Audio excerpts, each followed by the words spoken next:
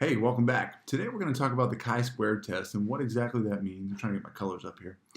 And we're going to do a chi-square test. And basically what we're doing is we are testing for a hypothesis based on a context where, we're going to use M&Ms in this case, but a context where they make a claim about the distribution of categorical data. So for example, here we've got 13% brown, 14% yellow, 20% orange, 16% green, 24% blue, and 13% red. So the question is, right here you can see, is this true, right? So that's the question that we're asking is this distribution true? So I'm trying to find there we go. Is this distribution true? And so we can do a chi-square test to see if when we take out a sample, we look at what percentages we got, and then we evaluate it using the same kind of methods that we've been doing with the hypothesis test to say, is it possible that our distribution happened by chance? And so that's the context that we're talking about in this case, is this distribution of the population of M&Ms, where the company that makes M&Ms claims that this is what it is. And so we're going to set up some hypotheses. We're going to set up some a null. We're going to set up an alternative, and we're going to do a sample. We're going to have conditions that we have to meet, and then we're going to test that sample. We're going to say, well, within the confines of here's our claim, and this is what our sample was, could this happen by chance? So we're going to have a hypothesis. So it looks like this. Hypothesis.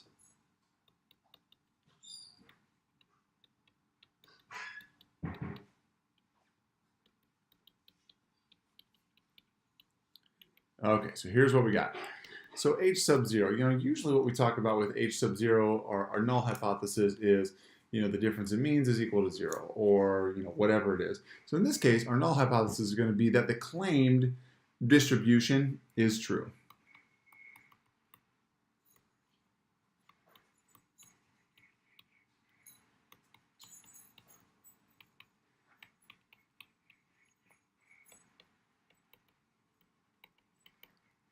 And this is going to have to do with the context. So we're going to say, in this case, H sub 0 would be, the distribution of candies in this M&Ms is what it says it is. The claimed color distribution is true. And so our null hypothesis, actually our alternative hypothesis would be this. The claimed distribution is not true.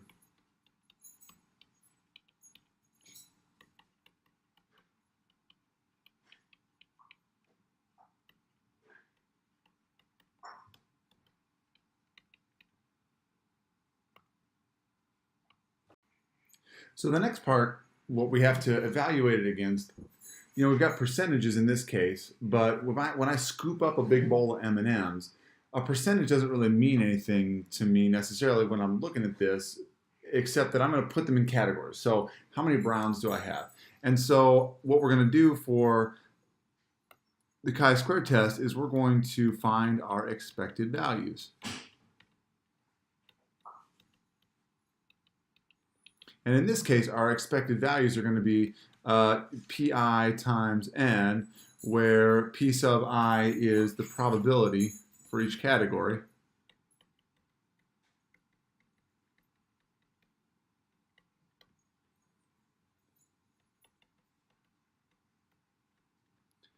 And n is our sample size.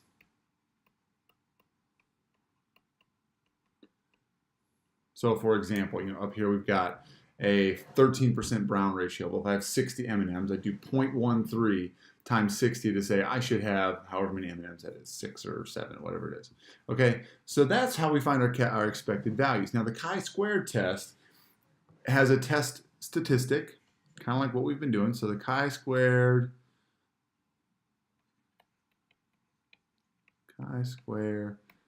test statistic looks like this. Fancy x square is equal to the sum, because we've got a bunch of categories here, right? So it's the sum of observed minus expected squared over expected. We're going to add all those up. So it's the difference between what we observed, so the 8 brown M&Ms that I had, minus our expected number of 7, so that would be 1 squared over our expected, and that's going to give us this proportion over our expected that gives us a comparison for how close are we to our expected value based on the claimed percentage. So you can kind of see how this is going to go, right? So if our H sub 0 is that there's this claimed distribution, so if it's 13%, and I was supposed to get 6 brown M&Ms, but I really got 9 brown M&Ms, we're evaluating like how far of a range do I have over all the categories to be, I've got 3 more brown M&Ms, but then I have 2 less reds or 7 more yellows or whatever it is. When I take into account everything, how close is this claim to being true? So then I've got to determine my degrees of freedom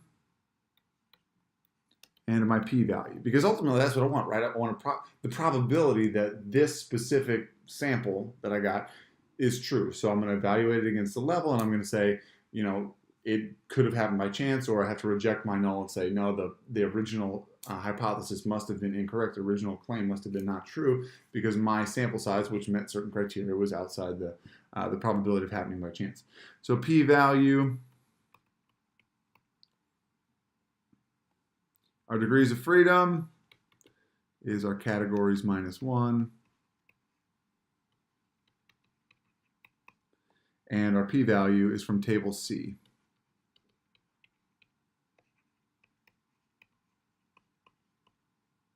That's all there is to it.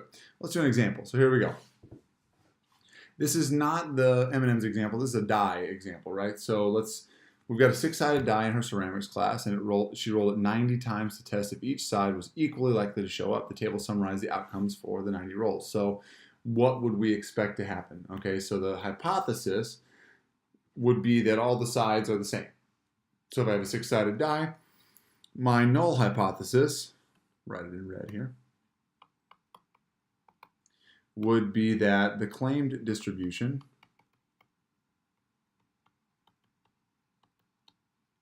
so here we go, equally likely distribution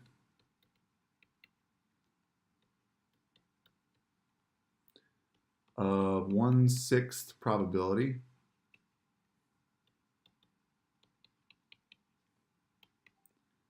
is true. And I should add 1/6 probability for each roll. So you can kind of see where this is going, right? So it's supposed to be 1/6 as we get this extremely large number of times that we roll.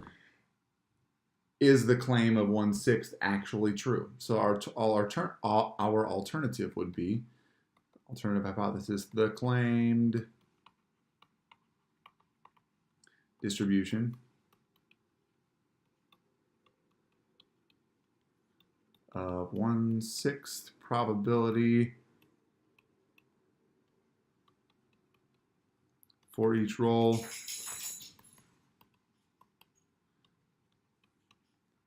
is not true. Got to put that in context, right? So what should happen? How many times did I roll the die?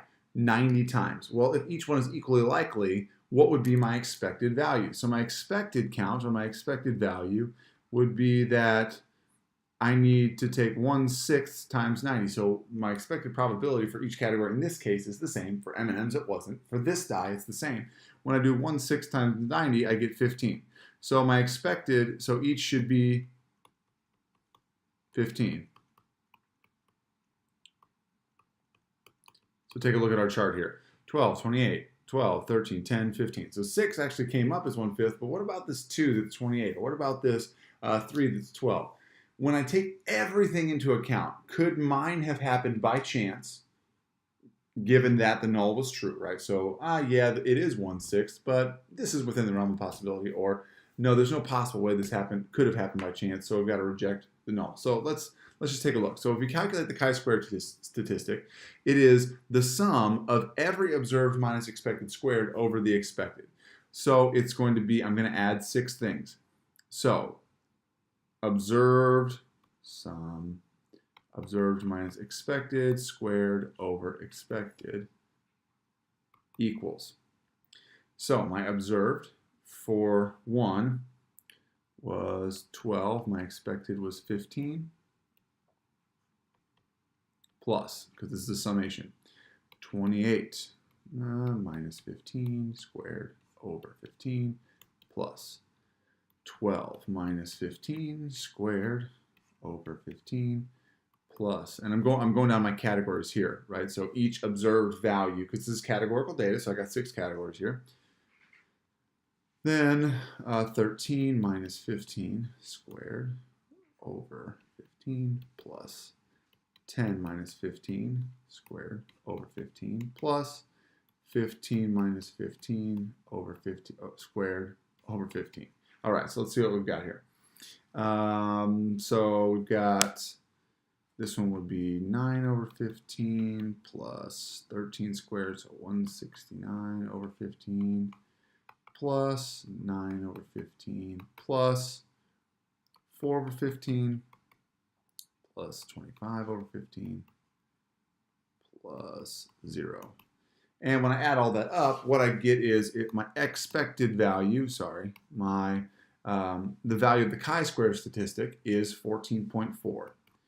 Well, what does that actually mean? So that's the value that I'm going to use with table C and my degrees of freedom to determine the probability of this happening purely by chance. So degrees of freedom should be categories minus 1. So it's equal to 5. So when I go to table C, what I'm going to find is that it's actually in between values. So let's look at what that looks like. So here we go. I've got a table C up here, and you can see our degrees of freedom of 5. So we're looking at this row right here. Our chi-square statistic is 14.4. So we kind of go down, check it out. So we are right between 0.02 and 0.01, kind of like we've discussed before. You know, you use your calculator, you can hone in on that probability. When you're using these tables, you've got to estimate. At the very least, what we're looking at here is a probability between 0.01 and 0.02. Well, what does that mean for us? It's the same thing it's meant for the last couple of chapters. So if we find this p-value, the p-value is between 0.01 and 0.02. So a 1 to 2, between 1 and 2% probability of this happening by chance, like purely by chance, right? And so this is convincing evidence to reject the null.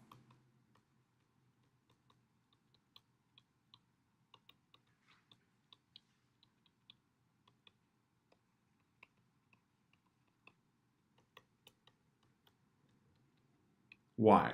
Well, what we're saying here is I have this die. I rolled it. I got these results. These results yielded a probability of this set of results happening 1 and 2% of the time. Very unlikely that this happened if the null is true, meaning if this is a fair die, 1/6 probability for every single side, this would happen only 1 to 2% by chance. So I gotta reject the null, and I gotta say there's probably something wrong with my null, meaning it can't possibly be true that the sides are equally likely to come up. So that's kind of how chi-square works. So we're looking at categorical data and evaluating all of the outcomes together to see how likely it would be that it would happen by chance if a given claim is true.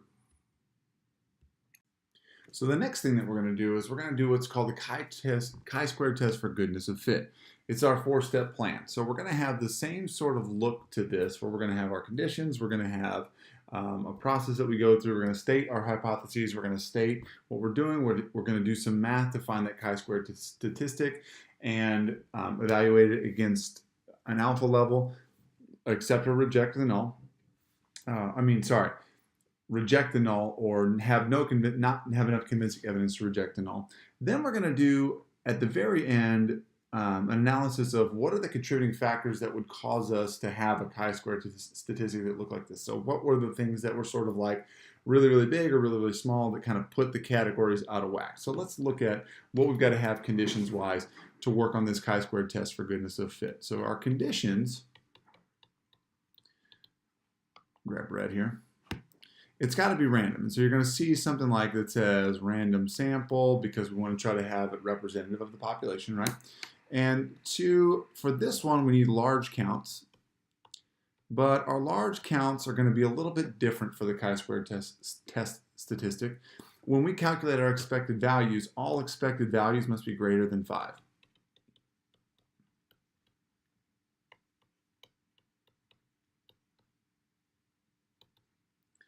And so to get credit for this, we need to show the lowest count. So for example, in that M&Ms, we'd have whatever the lowest category was. Maybe it was brown, it was like 13%, 0.13 times our sample size, and we'd have to show that our lowest expected value was greater than or equal to 5. So then what it looks like when we actually do this chi-square distribution, you're going to notice something here. So I'm going to sketch a picture of the chi-square distribution and what you need to sketch when you're trying to get full credit for this when we're planning out our test here in just a minute. So our chi-square distribution looks like this. Now notice one of our conditions was not normal because, I'm going to show you why.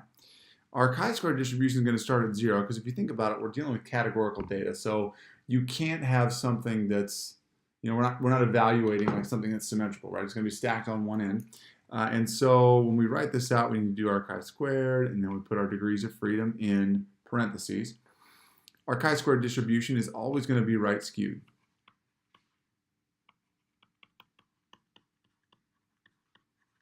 Okay, so it's always going to be right skewed. It's always going to start at 0. Because what we're dealing with is, these expected values, and if they're categorical data, you can't have something that's less than 0. We're going to follow our 4-step process. Let me grab a different color here. So our 4-step process: state, plan, do, conclude. 4-step process. But I'm gonna put this in a different color. I'm feeling the colors tonight. State, plan, do, conclude. And when we're dealing with inference tests, how do we know we're going to use the chi-squared? Well, we've got categorical data. So you're going to see a bunch of percentages lined up next to one another, and we're going to take a sample from a big population. What we're going to talk about in 11.2 is when we have two-way tables, but again, multiple categories. And so to do the chi-square test, it's the same state, plan, do, conclude. How do you know if you use chi-square? You've got categorical data. If it is significant,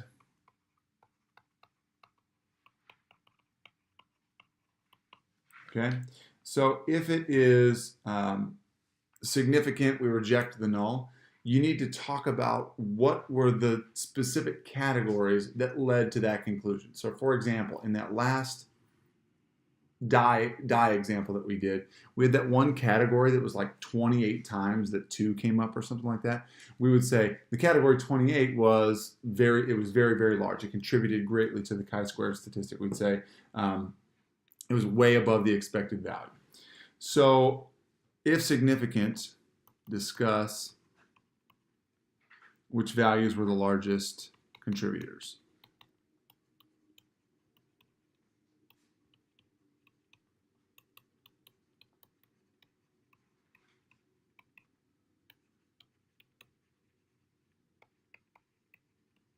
Let's do an example. Here's one where we're talking about the color of cars. Does the warm, sunny weather in Arizona affect the driver's choice of car color? Cass thinks that Arizona drivers might opt for a lighter color with the hope that it will reflect some of the heat from the sun. To see if the distribution of car colors in Oro Valley near Tucson is different from the distribution of car colors across North America, she selected a random sample of 300 cars in Oro Valley. The table shows the distribution of car colors in Cass's sample in Oro Valley and the distribution of car color in North America. So North American is down below. This is everybody, the population of North America. Oro Valley's up above. Is 84 out of 300 23%? It's a close to 23%. Is 38 black cars out of 300, is that close to 18%? How close? Is it significantly close? Significantly not close? This is where we're going to talk about our hypotheses. So our hypotheses would be H sub 0 would be the distribution in Oro Valley is the same as North America. Right? No difference. So we're saying if the claim is true, Oro Valley is just like every North America, just like the population of North America.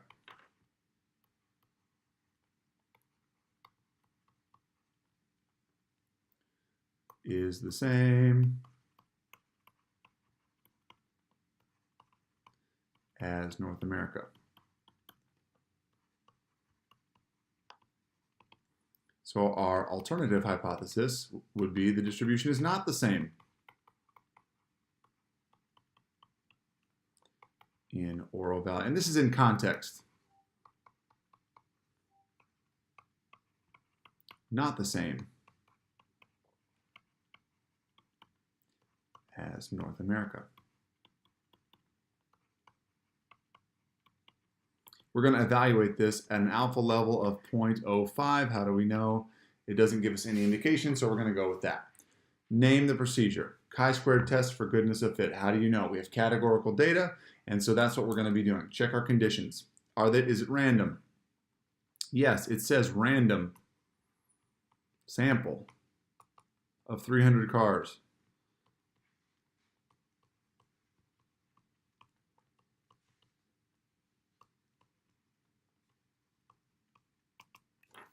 And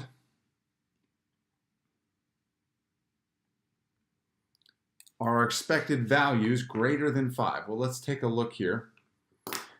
Which one's our lowest? So we have a bunch here, right? So what would be our lowest? So we look at our lowest percent, and we'd say, here's a 2%. Is 2% large counts? Is 2% times 300 greater than or equal to 5? Yes, it is actually equal to 6, so it is greater than or equal to 5. So that's our lowest category. So we can then assume that every category that has a higher percentage would be greater than 5. So that meets our our large counts condition. Specific formula for our chi-squared is going to be the sum. That is a terrible summation symbol. Sum of observed minus expected squared over expected. Our picture would look like this. We have a chi-square. It is skewed to the right. We are going to be finding this tail probability over here. And is it chi-squared?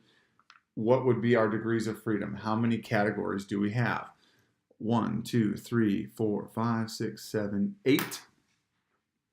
So our degrees of freedom is equal to 7. What is our work here? Well, let's do a little bit of crunching. So I did a little bit of pre-work. I did my expected values. So my expected values would be like 0.23 times 300. So 0.23 times 300. Also 0.18 times 300.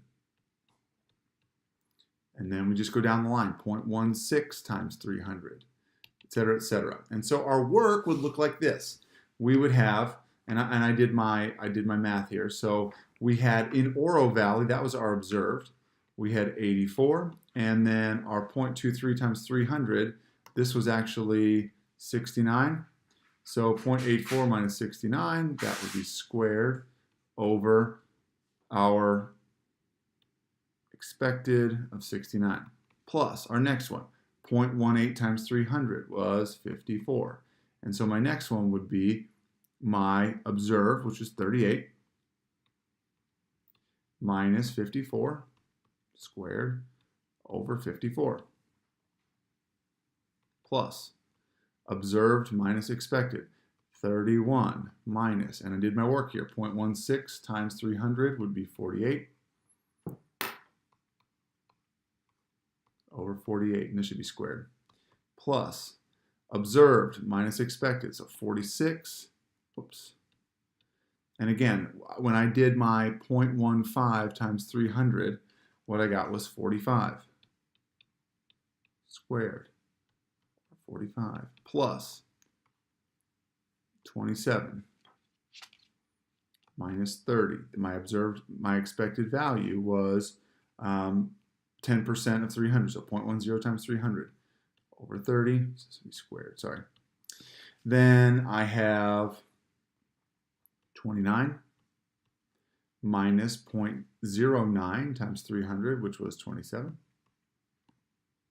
squared, 27 plus, and this is, you can see how complicated this gets, plus green would be 6 minus, and then I got 0.02 was 6, so that was actually spot on. My other category, 39 minus 21 squared over 21. So when I did that and I added all that up, I get a chi-squared statistic of 29.92. Well, so that's my test statistic. So when I go to my table here, let me grab this here. Degrees of freedom was 7. And I had a chi-squared statistic way up here. Yeah, so 22.92. So 22.92 is way up here. So it is less than 0.005. And p-value is less than 0.005, less than 0.5%. So I'm looking at an alpha level of 5%, so that's less than half of a percent. And so my conclusion would be that since the p-value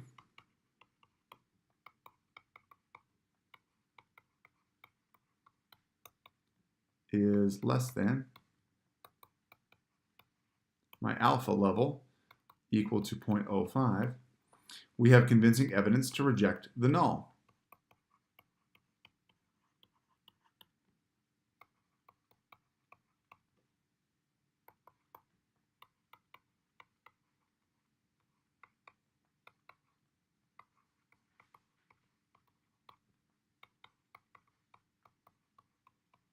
So what does that mean? Well, the null was that the distribution for Oro Valley was the same as North America. So what we're saying is, if we reject that, we're saying that the distribution in Oro Valley is different than the distribution in North America. We can conclude that the distribution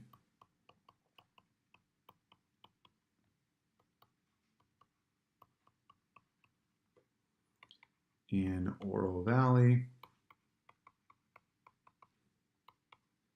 is different than in North America.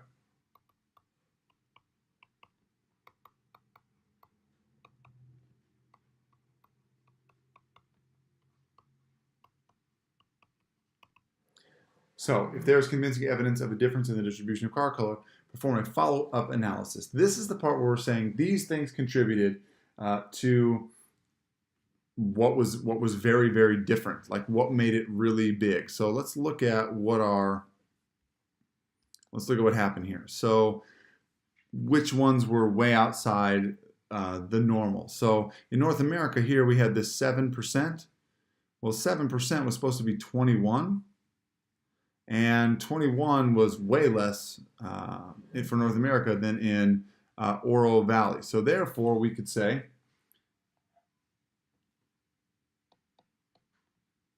the largest components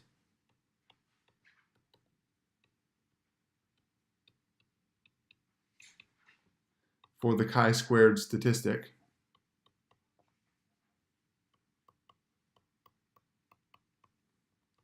came from other, which was 18 above,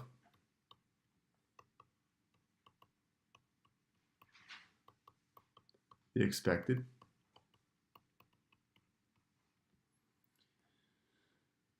and there was another one here. Actually, gray was pretty far above, wasn't it? That's the one, yeah. So gray was 17 above.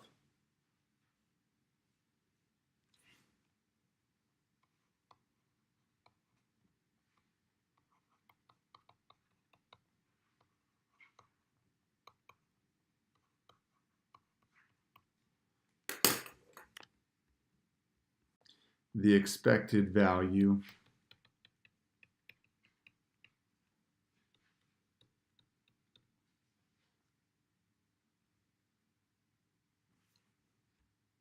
wait a minute.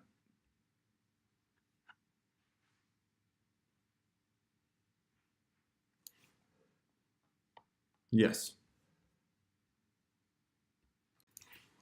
Hold on. It was actually 17 below. I had to pause there for a second because I was getting my math wrong. Yeah, so we see this right here. our expected value was 48, our observed was 31. So our observed for gray was 31, expected was 48. So actually, other was 18 above the expected, gray, which was 17 below. But you can kind of see how when we square it, they carry the same weight. So whether it was above or below, we're saying it was off from our expected value. Our observed was off from our expected value. And that's what contributed to the chi-square statistic being so high. When the chi-square statistic is high, that puts it outside of the probability of happening purely by chance. Okay, so guys, that's the basic gist of how the chi-squared goodness of test works, or goodness of fit test works, and it works for categorical data, so keep an eye on those conditions when you're using this one, and just kind of identify it from the beginning. So if you see categorical data and they're asking you to make some hypotheses and see if it could happen by chance, that's your signal that we're doing a chi-square test. All right, guys, thanks for watching, and we'll see you next time.